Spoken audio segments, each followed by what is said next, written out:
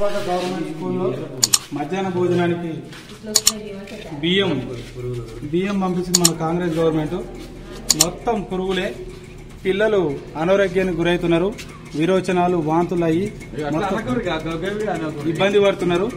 కాబట్టి ప్రతి పిల్లల తల్లిదండ్రులు ఈ రోజు నుంచి స్కూల్కు వచ్చి బియ్యాన్ని సంబంధించిన వంటలను అన్ని చెకింగ్ చేయవలసిందిగా మన గవర్నమెంట్, కాంగ్రెస్ గవర్నమెంట్ మరి ఇటువంటి నాణ్యత లేని బియ్యాన్ని పంపిస్తే మన పిల్లల పరిస్థితి ఏంది, భావితరాలని ఏ విధంగా ముందుకు తీసుకుపోతారు, మన భావితరాల భవిష్యత్తు ఏంది, మన యొక్క పిల్లల భవిష్యత్తు. ఇక్కడ మధ్యాహ్న భోజనం ఒక పూట కోసం ఆశపడి పిల్లల ఆరోగ్యాన్ని ఖరాబు చేసినట్టుగా తల్లిదండ్రులు కూడా చాలా ఇబ్బంది పడుతున్నారు. వాళ్ళు పెట్టినా ఒకటే పెట్టకున్నా ఒకటే అన్న తరుణంలో వాళ్ళ తల్లిదండ్రులు ఉన్నారు. కనుక గవర్నమెంట్ ఆలోచన చేసి ఈ నాణ్యత లేని బియ్యాన్ని వెనుకకు తీసుకోవాల్సిందిగా, నాణ్యత గల బియ్యాన్ని ఇవ్వాల్సిందిగా మా బీజేపీ గ్రామశాఖ తరఫున కోరడం జరుగుతుంది.